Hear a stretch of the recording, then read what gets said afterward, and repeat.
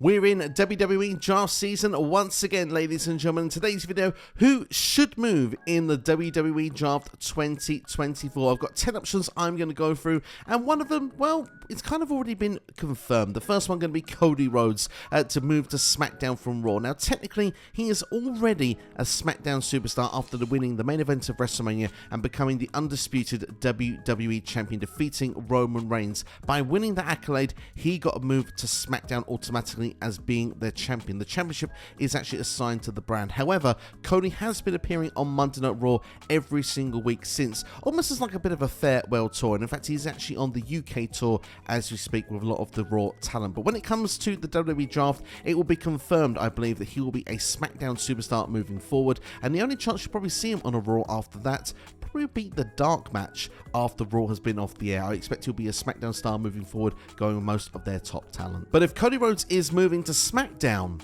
then I think Roman Reigns, the Tribal Chief, should move to Monday Night Raw. Now, technically, I'm putting the whole bloodline a part of this moving to Raw because we've got a new saga, a new storyline, a new direction because, well, Solo Sikoa kicked out Jimmy Uso from the bloodline. So he brought in Tama Tonga instead, and he said that the Tribal Chief authorized this, where Paul Heyman said, well, Roman Reigns didn't. Of course, then the phone was taken, was destroyed, and Heyman is aligned with Solo and Tama Tonga. Well, interestingly enough, I think all of this should move over to the Raw side because once we get to WrestleMania next year, I think we're going to lead to Roman Reigns versus The Rock. And what happens to Monday Night Raw in 2025? It moves to Netflix. Yes, actually a storyline that WWE describes as cinema could be on one of the biggest platforms in the world. It makes the most sense for me for a lot of the big stars on SmackDown to move over to Raw for this reason. Plus, Roman Reigns has been on SmackDown now for 5 years. It'd be a fresh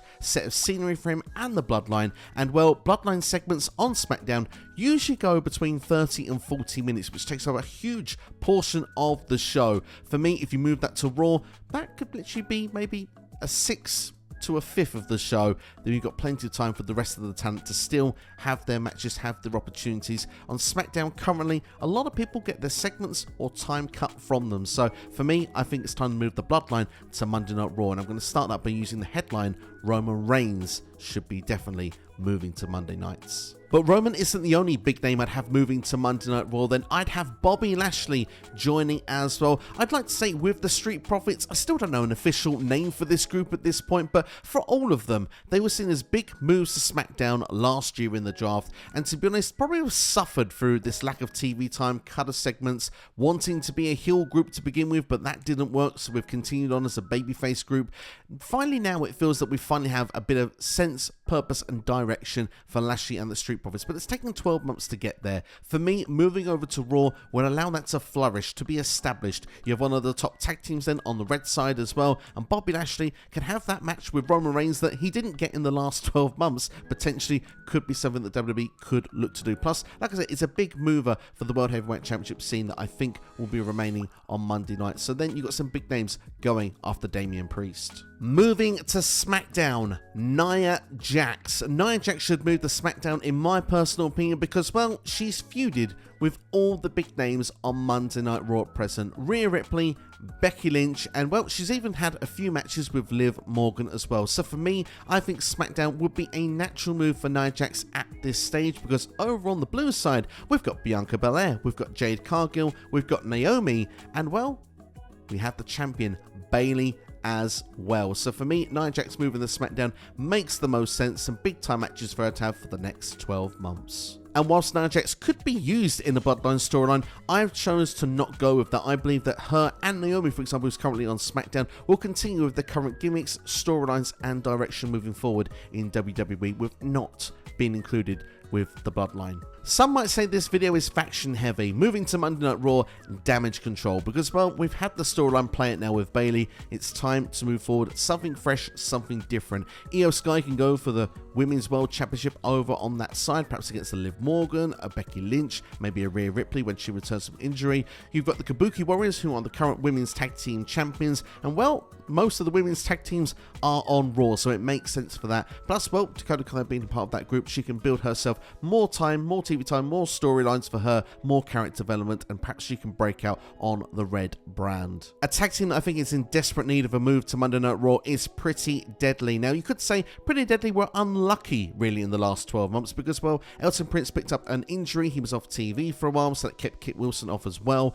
But, of course, when they did return, they didn't really have enough time to get enough momentum together to be a part of the match at WrestleMania. So that's why they weren't featured in the 6-team ladder match. But in my opinion, if you're not a part of that ladder match, you need to be part of TV moving forward. You need to find a way to get into that ladder match next year or be a part of one of the top tag teams, because these two have the potential. They've got the charisma, they've got the character, they stand out. So for me, I think more time to give them that opportunity would be a move to Monday night. So with the Awesome Truth as the current tag team champions, I would see Pretty Deadly potentially getting a run at some point as the champions in 2024. Moving to SmackDown, Bronson Reed, because I just think Bronson Reed has the potential to be a big name in WWE. Currently, has got decent booking behind him, a good amount of wins, but I think he's just lacking that killer instinct, that thing that gets him to the next step, whether it's a mid-card championship to do so, or perhaps even a challenge at the top title. One thing I do know for sure that puts him over each and every time he's in the ring is Wade Barrett on commentary. There's no one better that says tsunami than Wade Barrett, and I can tell you, my poor attempt isn't going to help either. So yeah,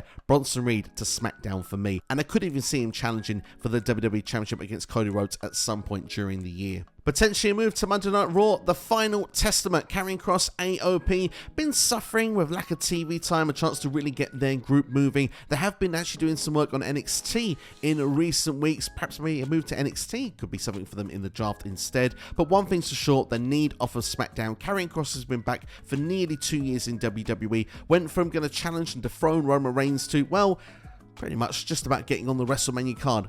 Thankfully, he did find a way onto the card this year. He wasn't on it last year, so I'm hoping with a fresh change of show, maybe Karrion Kross could get a big push moving forward. There's certainly star power in there, with the AOP as well being big heavy monsters behind him as well that could rule a tag team division. They just need a chance to shine, a real push and a real big opportunity. And one thing for me is a move off of SmackDown just might do that. Cameron Grimes is someone that could do with a move, and I've got him currently listed for Raw. Perhaps a move to NXT would not be a bad move either, to be fair. Cameron Grimes is just lost on SmackDown. It feels like he's part of the catering crew. He comes in when, well, he needs to lose to somebody. He has good matches, but he really has suffered since losing that money character he had in NXT. He's never really been the same since. So for me, I would add the gimmick back to him, move him to Monday nights, give him a fresh start, and see if he can be pushed to the moon. Last move for me then is Zoe Stark to SmackDown. Now, personally for me, if you look at her 12 months on Monday Night Raw overall, I think actually it's pretty good when you look at it on paper. She was aligned with Trish Stratus for the first few months in Trish's feud with Becky Lynch. She then turned on Trish Stratus when that feud was over, sending Trish out of WWE. She was in women's championship matches. Remember the 5-way? She was the MVP, in my opinion, at Crown Jewel last year. And then she aligned a tag team